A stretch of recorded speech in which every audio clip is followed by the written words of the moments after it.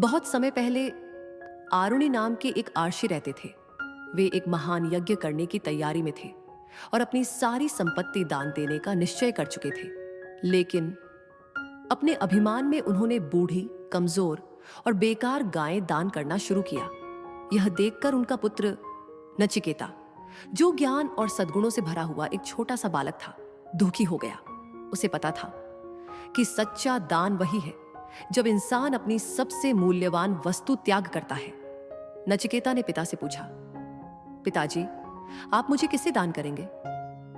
ऋषि आरुणि ने क्रोध में उसकी बात अनसुनी कर दी, परंतु नचिकेता ने 3 बार प्रश्न दोहराया। आखिरकार हताश होकर पिता ने कहा, मैं तुम्हें मृत्यु के देवता यम को दान देता हूं।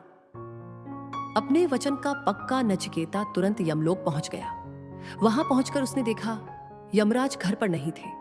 नचिकेता 3 दिन और 3 रात बिना भोजन और जल के अतिथि की तरह धैर्यपूर्वक प्रतीक्षा करता रहा।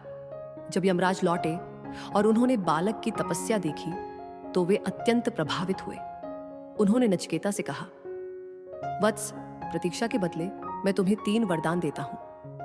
पहला वरदान, नचिकेता ने मांगा कि उसके पिता का क्रोध शांत हो जाए और जब वह लौटे तो उन्हें देखकर प्रसन्न हो। यमराज ने यह वरदान सहज ही दे दिया। दूसरा वरदान, नचिकेता ने स्वर्ग प्राप्ति हेतु अग्नि यज्ञ का ज्ञान मांगा।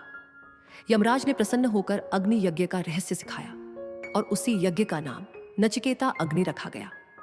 तीसरा और अंतिम वरदान, नचिकेता ने सबसे कठिन प्रश्न पूछा, प्रभु, जब मनुष्य मरता है तो उसके बाद क्या होता है? क्या आत्मा रहती है या सब समाप्त हो जाता है? यमराज ने कहा, वत्स, यह प्रश्न तो देवताओं के लिए भी कठिन है। मैं तुम्हें धन, दीर्घायु, सुंदर स्त्रियां और राज्य दूं, परंतु यह प्रश्न मत पूछो। लेकिन नचिकेता अडिग रहे। उन्होंने उत्तर दिया, यह सब क्षण भंगुर है। सत्य जाने बिना लंबा जीवन भी व्यर्थ है। मैं तो केवल आत्मा का रहस्य जानना चाहता हूं। उनकी दृढ़ता और वैराग्य से प्रभावित होकर यमराज ने अंततः आत्मा का परम सत्य बताया। वत्स, यह शरीर नाशवान है, परंतु आत्मा शाश्वत, अमर और अपरिवर्तनीय है। जो जन्म लेता है वह मरता है, परंतु आत्मा कभी नष्ट नहीं होती। यही मोक्ष का मार्ग है, भौतिक जगत के भ्रम से मुक्त होकर आत्मा को पहचानना। और इस प्रकार नचिकेता ने ब्रह्म विद्या प्राप्त की।